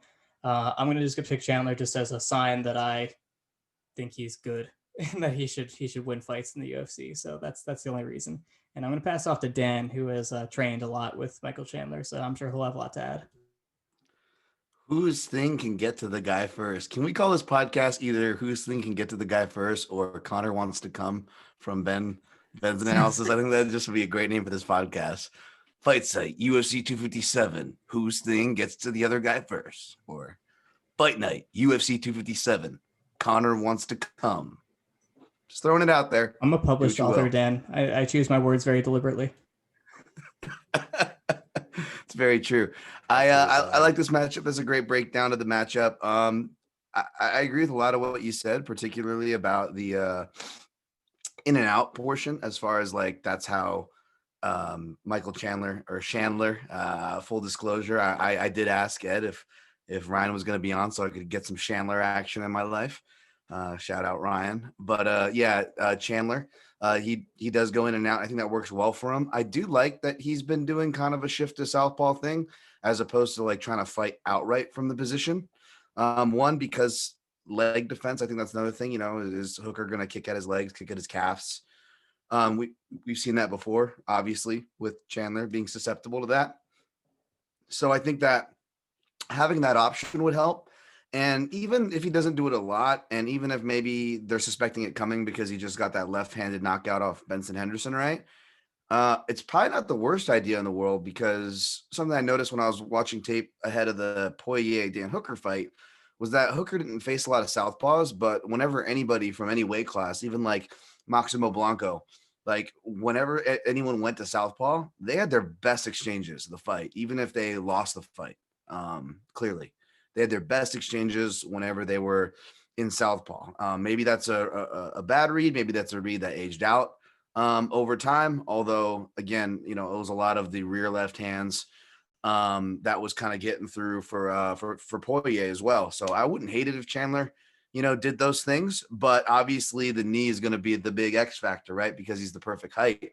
Now, what I wonder about the knee, maybe you guys can comment on this as a I pass it to the left-hand side here, but like maybe what if he used it more as a check knee, like a Cerrone, right?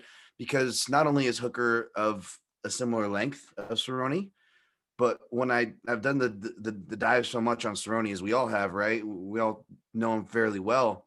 But one thing I did notice about Cerrone is unless he was facing a southpaw, of course, right? Kind of allergic to those. Unless he was facing a southpaw, I noticed that the cutoff line was pretty much exactly 5'9". You can go through his entire resume. And if you're below 5'9" and you're not a southpaw, you were getting eaten up by the check knee. If you're above 5'9", you're not getting eaten up by it. And coincidentally, he's not throwing it as much. So, you know, maybe there's something there. Now, if Cerrone was the one controlling the Dan Hooker machine, I think it'd be all knee. I'd be spamming knees all day because Chandler is generously listed at 5'8". They're giving him the RDA treatment. Remember, RDA was like barely 5'7". Then he goes up to welterweight the first time. They're like 5'9". I'm like, what the fuck, UFC? They're like, okay. At least give us 5'8". Then RDA's back down to 5'8". The ever growing height of RDA. They kind of do the same thing with Chandler. He's more closer to 5'7" like RDA. But he's explosive as crap. Sorry, go ahead, Ben. My ex-girlfriend met him. They were doing a Bellator event in the Barclays Center. And she's like, oh, MMA guy, I'll go over for Ben and get an autograph and picture for him. And he was super pissy about the fact that she had no fucking clue who he was. It was really, really funny. He got really annoyed, apparently. She told me afterwards, I thought he was nice. Then he started getting really douchey about it. And also she took a picture with he is not 5'8". No way in hell. That dude's 5'7" if he's lucky in lifts. He's really not 5'7" even. Because she is 5'7". She was wearing flats and he was just barely. But yeah. That's funny. My only ex-girlfriend experience of one meeting a fighter when I wasn't there was I had an ex-girlfriend that met Dominic Cruz, and thankfully Dominic was a sweetheart because he told her oh, my boyfriend trained with the same coach as you, Neil at the time. So, but maybe that was why or whatever, or it was a girl. But Dom was like, oh, that's cool, because you would think maybe he would be like a dick or something if you were to maybe judge him off face value. So it's funny how things actually work, right? Thankfully, I'm on Mike's good side, but I've seen him snap a bit in practice and seen that bad side of him.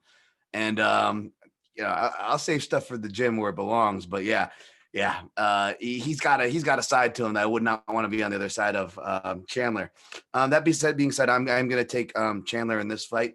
I do think there's just going to be a night and day speed difference. Not just the speed, but the explosion. And I'm not talking about that. I don't know if it's subtly racist or just lazy, that commentary trope where, there's a gentleman of a darker skin shade. They tend to call him explosive, for whatever reason. I don't want to mention names, but Geik Molberg, maybe they'll be oh, this guy's striking fundamentals. Johnson's fundamentals have really improved under heavy hook. Yeah. And he's so explosive. That's always the addition. It just feels so borderline. Anyways, Chandler is actually explosive is what I would tell those people. No, you're going by race science. If you want to actually use the descriptor properly, see Michael Chandler, because that guy is explosive. I'm glad I'm not a wrestler, Ed, because I felt this guy in 4-point position. I literally just didn't want to even touch him for the start of the drill because he literally explodes. Okay. And I think it's going to be a big speed difference. And even though I feel obviously Chandler is more likely to get knocked out on paper, I feel the bottom is due to drop out perhaps deceptively sooner on Hooker, because for as wild as Chandler has been, if you look at overall ring time, UFC time, striking styles, relevant wars, I think Dan Hooker outdoes him in all those. So even though he's got that ridiculous chin, I always argue those guys have it worse, because when the bottoms drop out, they drop out hard. That being said, I think it's a decision where Chandler wrestles the whole time. Can I? No, I know it's Stromstrom, but the other thing I would say is that Geik Moldberg is actually how Mike Goldberg would introduce somebody with the same name as him. Yeah, I mean, when you said if Cerrone was controlling the Dan Hooker machine, it kind of reminds me of a conversation that we had in the group chat about would Cejudo finish Shivchenko if he had Nunes's body. And it was the weirdest thing I've ever heard, because one of our friends, Sandra, said that current size Cejudo could climb into Nunes's head like a Gundam.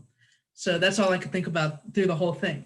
But yeah, I mean, I don't really know anything about Chandler that Ed hasn't already said, and I'm eternally grateful that he's gone first on this one. On Dan Hooker, I think he's so I've been very mean to him in the past, and then Dan Hooker's coach has noticed, which is something that I should probably apologize for, because a lot of my hate for him has kind of dissipated with the beating he took off Dustin Poirier. But Dan Hooker, he's kind of he's an action fighter who doesn't really want to be, because the way that he fights is like he wants to command the ring and move around down the outside. Like I think the first couple rounds of the Paul Felder fight is kind of how he wants to fight people, where he's able to just lead them around, walk around in a big circle, leg kick them, jab them. And a lot of guys don't have good responses to either, and especially a change up between them. So he's able to do that, and he's able to get them shooting and hit them. I think one of the things about his knee, I think he has a decent counter knee, but I actually like it more when he's using it to stand guys up against the fence. He did that against Poirier a couple times to lead into his combinations, and he did that near the end against Gilbert Burns. So that's one thing that's interesting. But the big issue with him is defensive, where I think the thing about Hooker's a decent counterpuncher. He has that nice, sharp right hand that he hit on Gilbert Burns and even Felder a couple times on the counter. But once he counters, he's not really prepared for guys to eat it and keep punching with him, which is one way that Dustin Poirier got to him, where he was able to draw out the counter jab of Hooker, for instance, and then just cross counter it and keep punching. And Hooker was like, oh shit, what do I do? But he's durable enough that it doesn't always matter. The other issue is kick defense, where we saw against Barboza, but also Poirier was able to punch off his kicks for free. He just didn't do it often because, as we mentioned before, he has those kicks where like you could really, really tell that he had hip surgery, and he kind of needs to hold the fence when he does it most of the time, or else it goes down to like the crotch. His hips just don't move that way, and he needs to like counterweight his body. So it was there are a lot of concerning spots for Dan Hooker defensively that are covered by his durability. I think one thing, so most of the stuff I know about Chandler, as I mentioned, is from Ed, but one thing that I do remember from Danny writing about the Chandler book stuff is that Chandler struggled with the jab of Will Brooks. And that's one of a couple things that Dan Hooker does. He's a decent jabber in terms of like, he's a decently hard jabber. He's accurate with the jab. He's not like a particularly granular jabber that he's not going to like feint it or change the rhythm much, but it also didn't really take that for Will Brooks on rewatch, where Chandler kind of walked into it to pressure through it. And I don't really know. I don't have a read on it because I'm just too completely dumb on Michael Chandler. But, what the hell? I'll pick Hooker just on everyone else picking Chandler, I guess. Why not? Just a small interjection. One thing about the Chandler narrative that always bugs me is, he got knocked out, so people are like, he's on the downswing. His career is turning away. He's getting better.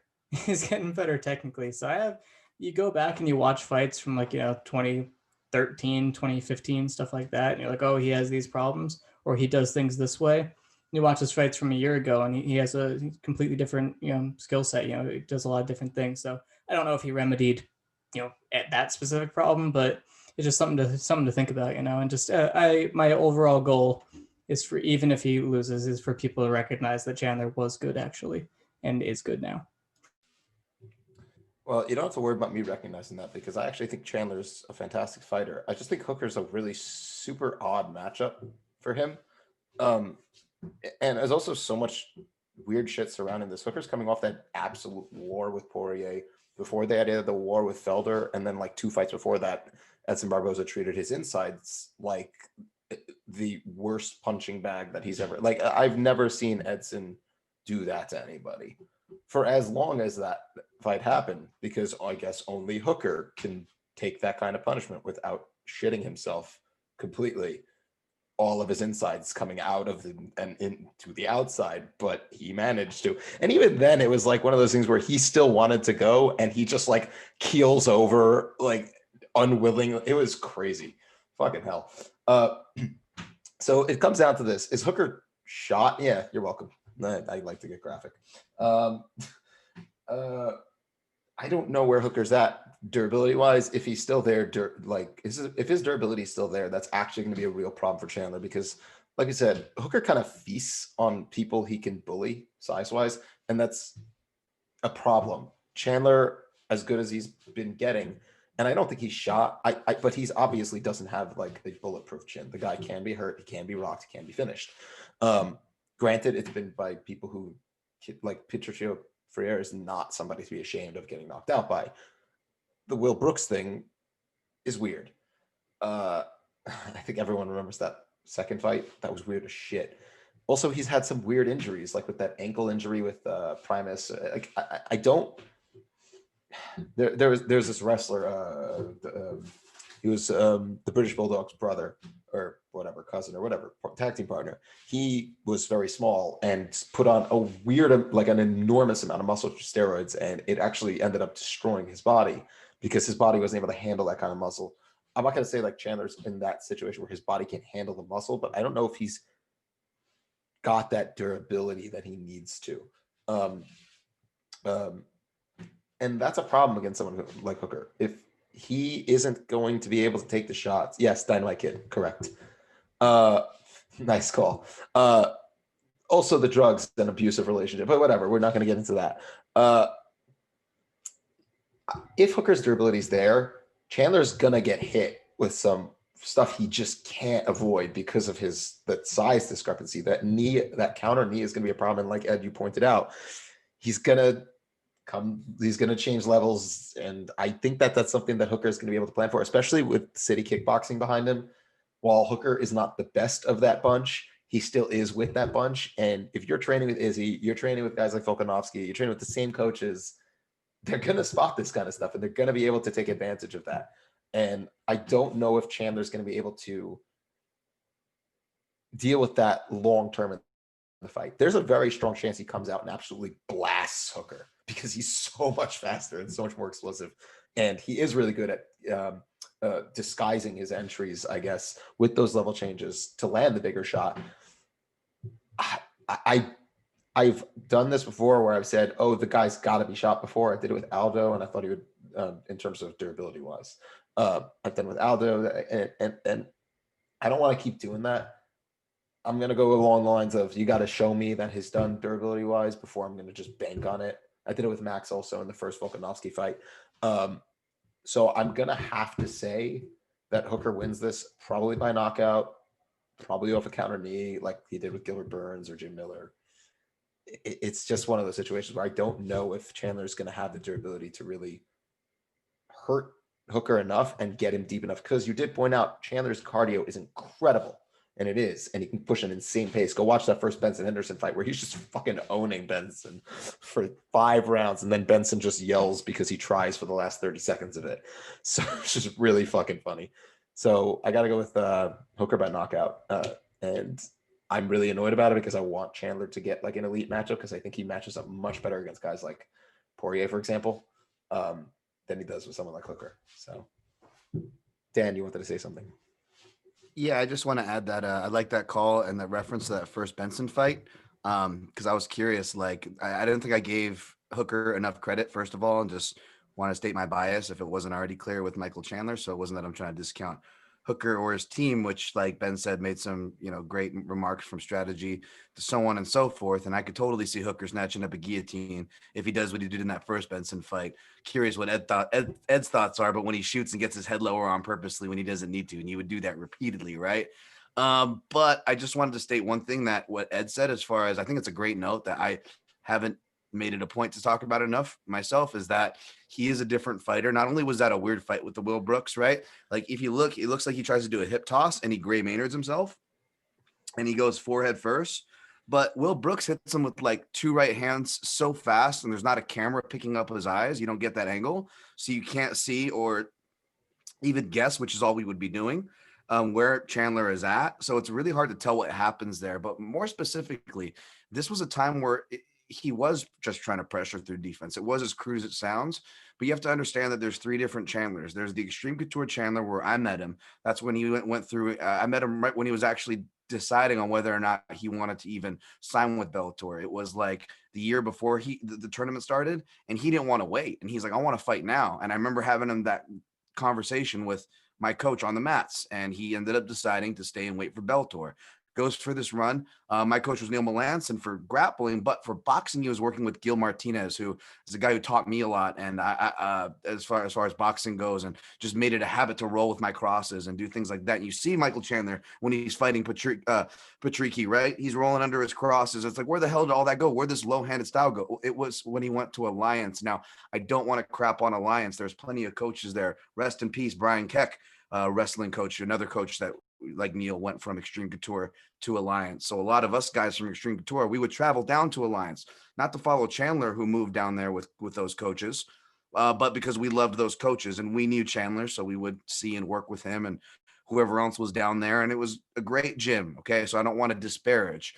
So I won't name any names, but if there, for whatever reason, you can't recall a good striking coach from Alliance, and or maybe you saw the same schlubby mitman around, I'm just going to say this. It wasn't a coincidence. And it wasn't a coincidence that Michael Chandler's stand-up went to absolute garbage. And I, as a fan of his, a friend of his, especially at the time, just pulling my hair out watching that happen. Like, why are you taking this damage you don't need to take? And then he moves to Henry Hooft, and say what you will about Henry Hooft in South Florida, but Henry Hooft, to his credit, I like that he's not, trying to teach some like flashy technique. He's sitting there with fundamentals. He's playing the long game, stuff that doesn't really get you credit, in the Gen Pop or the casuals, so radar. But that's the version we're seeing now. So there's 3 different versions. And in that middle version is when you have super questionable sample sizes on the feet, including the Will Brooks loss. I'm not saying he should be exempt from it, but it's something you need to keep in mind. It's a weird sample size. For sure. Speaking of Henry Hooft, our friend Simon Amorium has a meme of Henry Hooft in like a trench coat, and he opens up the coat and it says functional kickboxing games for wrestlers. Yeah, it's so funny. So maybe Chandler's boxing isn't as like super dialed in as he was when he's at Extreme Couture, but the meme is real. He's a very functional kickboxer now. Like they learn like normal, typical Dutch combinations, and Chandler is a good student, and he hammers it. And you made me remember that I forgot to talk about Chandler's guillotine, which is awesome. He does the 10-finger guillotine, and he doesn't pull guard on it. He always sits there and puts his hips in and puts people on their back with it. So if they end up in any front headlock positions, or if Hooker for some reason shoots on Chandler, which that doesn't seem likely, but I would just like to see it, because it'd be funny if he submitted him with the guillotine. All right, so that's that fight. Dan, if you have to go to the bathroom, you're free to go. So that's the main 2 fights in the card. We're not going to spend that much time on anything else. We've been doing this for a while already. But this is just an opportunity for anyone to talk about fights or fighters that they find interesting on the card. And I'm going to send it to Ben first, because I know Ben paid some special attention to Arman Sarukian versus Nasrat Haqparast. So the reason why I paid attention to this is because a lot of people seem to be excited about both of these fighters as prospects, and for good reason. They're both young. They're both very athletic. They both showed a lot of promise in a lot of their fights. So it's kind of an interesting fight to push them together. I think that I'm going to shorten it because we have been going for a little while, so I'm going to try and keep this as brief as possible. Sarukian fighting Owen Mercier is, I think, going to be the key here for both of them. If Sarukian can take the right lessons from that fight, then he should be able to win, or at least impose his game the way he does, which is going to be wrestling. He's going to want to get this fight to the ground. He's not going to want to fight on the feet with Nasrat, despite showing some significant improvement in the Ramos fight. He's still going to want to grapple with Nasrat and take him out his element. Nasrat, on the other hand, is going to need to take the lessons of what OAM did correctly in that fight and do that. So the strengths of Nasrat are his hand speed and the fact that he's got pretty good footwork as well. And but it's more that he has specific areas in the cage where he's going to be more comfortable, right? He's also got really good defense off the counter because he has these pre-programmed moves, is how I would describe it. It's not that he has a defensive system. He has defensive moves that he has that when he sees something that triggers it, he's able to get out of the way and land these really big counters. And that's where he's most comfortable doing. He likes the pressure using feints and his really fast hands. He lands that jab, really, he doesn't have a lot of variance in the speed, but he throws it really, really fast and really hard. And it works because most people aren't really good at doing anything against jabs. So that's a lot of the strength that he's displayed in prior fights, like in his fight with Munoz, which was his most recent fight, and his fight with Joaquim Silva. He was using his footwork to pressure, those feints to pressure. He really wants to draw out those strikes and land those counters because that's what he's best at. And again, his fast hands are really a big part of that, because if he's able to throw faster than you and hit you, that's going to work. Arman Tsarukyan, I hope I'm pronouncing that even remotely correctly. Specifically in the OAM fight is where we got to talk, because OAM had a lot of success using that southpaw double attack, where he would mix it up with the straight left and the kick and the knee to the body. Arman was able to catch a lot of those and get OAM to the fence, but he really wasn't able to do much against him against the fence. He really struggled to control him. There's an argument for OAM doing more damage in the fight. There's no argument. He definitely did more damage to Tsarukyan than Tsarukyan did to him. The problem was that most of the damage was in round 2, the round where he clearly won, and then he got stuck on bottom for 4 minutes in this third round, and that kind of screwed him. Realistically, OAM was kind of lighting him up on the feet after that, during that second round. And it's a problem because Arman's primary method of entry was he would basically blitz in with strikes to close the distance, or kind of wait for him to come to him. He would circle around the outside, peck away with strikes, and then kind of like you come in, then he meets you in the middle and gets that takedown. The problem is that even when he was getting OAM to throw and catching the kick, he couldn't really do anything with it. And when he tried to blitz forward, he would get caught with that intercepting knee, and it dropped him at one point. So the lessons that he needs to take from that OAM fight are very, like, it's important. We did see some improvement in his footwork and his ability to draw strikes to get him in the Ramos fight, to get him to come forward so that he can land these reactive doubles and reactive shots. Problem is he was still using those blitzing entries. He's a little bit more careful with how he did it. Doesn't want to clinch and get takedowns, so I get it. But against Nasrat, the problem is that Nasrat is not nearly as adept a kicker as OAM, at least historically. If he learned to, if they watched the OAM fight and they really, really took those lessons and they're like, we're going to really work on getting your kicking game, your southpaw double attack is really going to be something that we're going to focus on, Arman's really going to have a problem, I think. So I will pick Nasrat because it seems like the type of thing that Faraz might pick up on, and they might just do it. So I would say that, and Nasrat's takedown defense is generally pretty good. I don't, it's not perfect, but he does show some pretty good takedown defense, at least in his most recent fights. With Munoz, for example, he stuffed 7 out of 8 takedowns. And the first takedown he got caught with was literally the guy just blast doubled him like right off the bat, and he got right back up. So I'm gonna go with Nasrat. I don't know if he'll knock him out. Tsarukyan is there to be hit, but he's super, super, super tough. So I'll go Nasrat decision. I think it's going to be a really interesting fight. If we see them make the right adjustments, that's when I'm going to be really, really interested in one of these guys as prospects, or both. Hopefully both. Sweet. Does anyone else have thoughts? You don't have to. If you do have thoughts on Tsarukyan and Haqparast, I'm ready to hear them. I'll just say that I hate the matchup because I love both guys. Nice. And it's just a classic what they do to me at lightweight. Whenever I get excited about guys, they're like, let's just match them together. And I'm like, crap, man. And I think I wouldn't be surprised if perhaps, sorry, you can get my latest guy gets his kind of prospect, at least in the UFC, their hurdle delivered to him here, but I haven't researched the matchup enough. Like I looked at this Alex Munoz. So I have no recollection of Haqparast's fight with Alex Munoz. I know I covered Munoz the Contender Series and wrote about him too.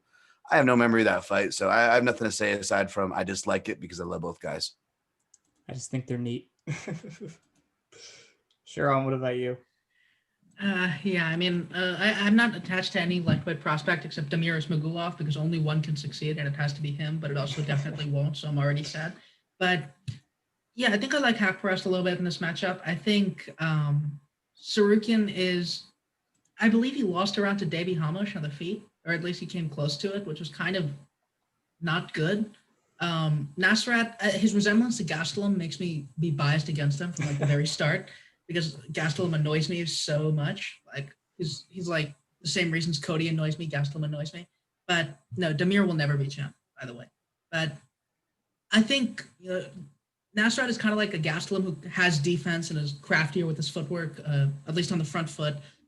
He can. I actually really liked how he took the takedowns away from Munoz, where he would jab in and turn that into like a little frame to just stuff the takedown like from the start without letting Munoz get some drive on it, or threatening the uppercut off his hooks, which would give Munoz some pause. But then again, Munoz is also kind of like a very one-note, dogged wrestler, so that's another thing. I mean, I don't really have a read on the matchup just because I don't really think that highly of Sorokin and haven't watched a ton of him either. I mean, basically every wrestler struggles with OAM, so that's not something to like really take away from someone for. Like OAM is low-key tricky for like most of the guys. I actually thought he beat Alex Hernandez on first watch. So there are a lot of guys who would struggle with that kind of archetype. But yeah, I mean, I'm a bigger fan of Haqparast, and I hope he gets it done. Sounds good to me. Anyone else that you guys are particularly interested in on this card, or a matchup, or something else you think people should look out for? Muzar. Go for it.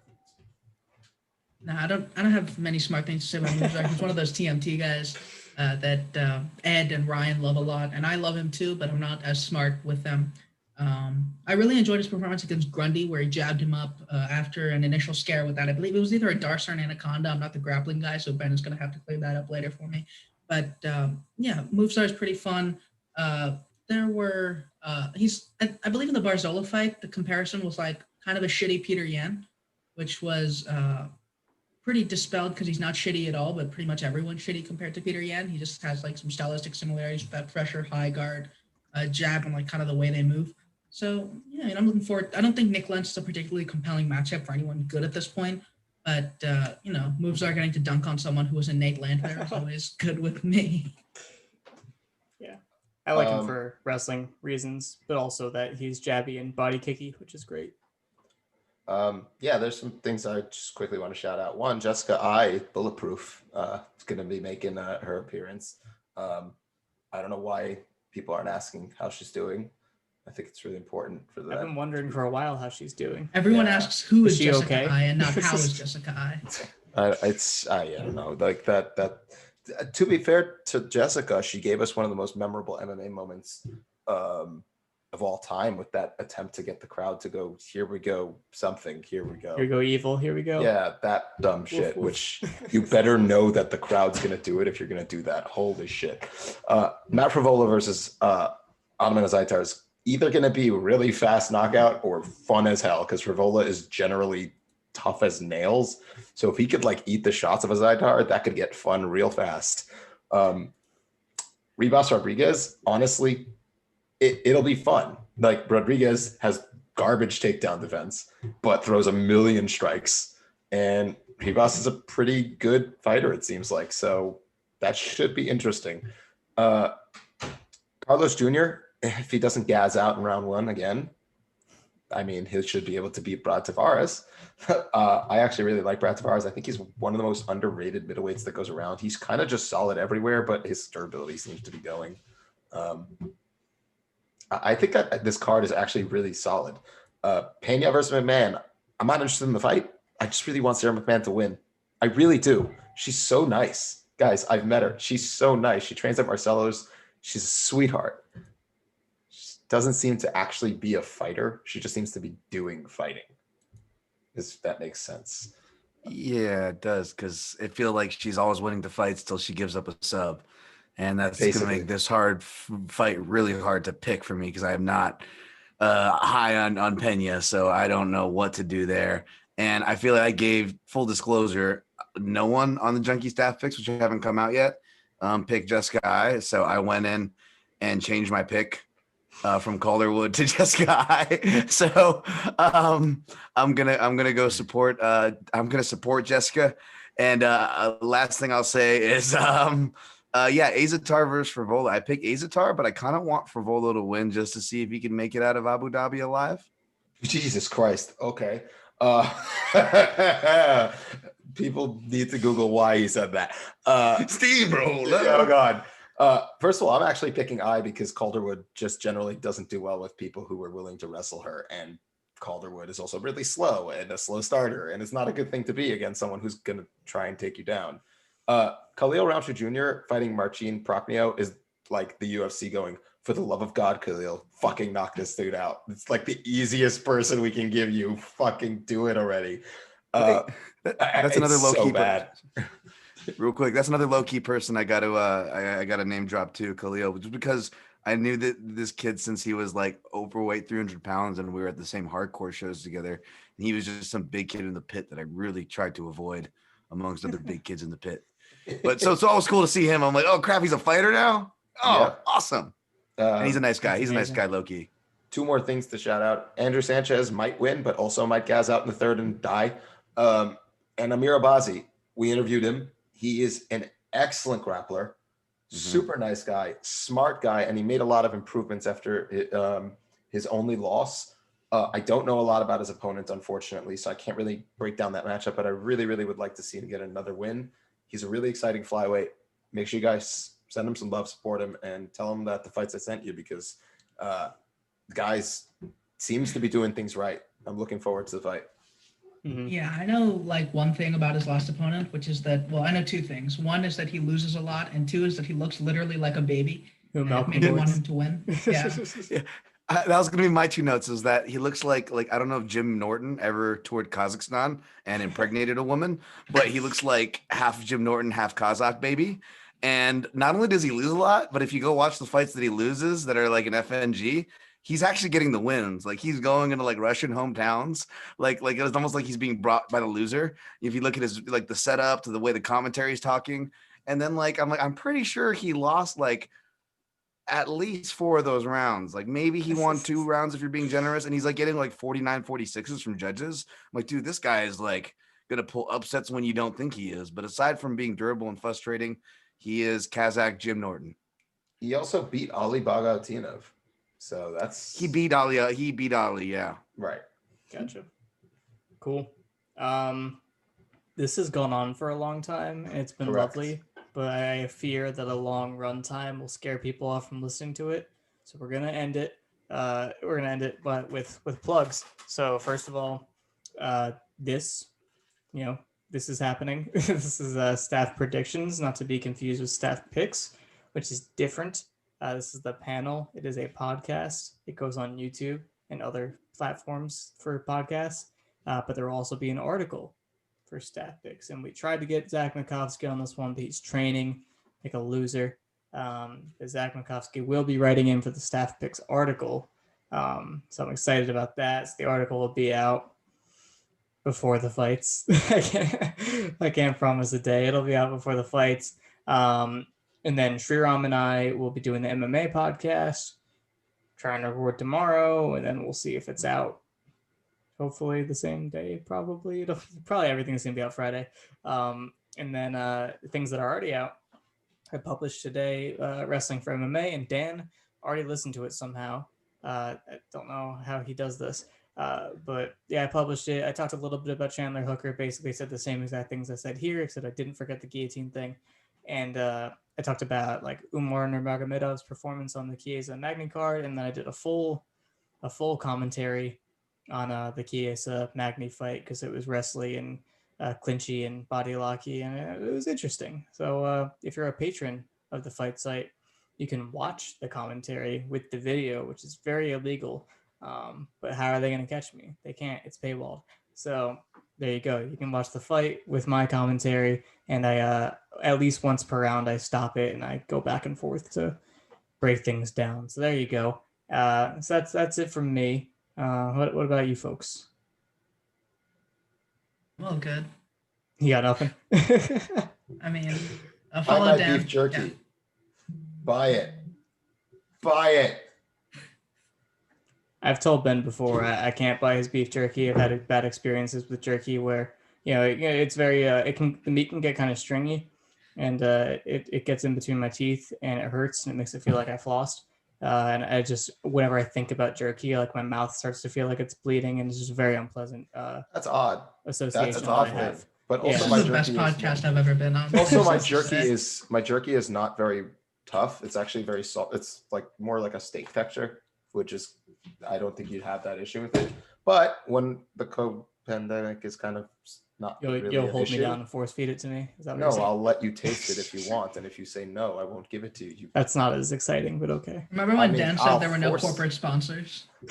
Hey, I'm not a. It's not a corporation. It's a small business. I'm gonna Small have to business get can some. incorporate. I just had to get the least acidic one because I think I'm suffering from whatever like Jessica I went through with her acidity and biome because my S is all out of whack. So I'm gonna have to pick up some of your whatever the least acidic version you have, Ben. I'll have to buy a pack of. I'll have to milk find flavor. out. You just tell me what you got to avoid, and then I'll let you know if any of the flavors actually make it. Are we still recording? Why are we still recording? I don't Because know. Dan needs to plug his whatever he's doing That's this true. week. Yeah, Yeah, cut all I'll say that on the out. way out. Thank you guys for having me on the Fight Sites edition, breakdown edition of the UFC 257. Connor wants to come, but you can find me at Dan Tom MMA, where all my stuff for the Protect Your Neck podcast and all my work for MMAJunkie and Live Movements all there. It's just awesome to join you guys again, and keep the toasty content coming. And if you want toasty content like Cheez-Its, snap into the Fight Site and don't sue me, Slim Jim.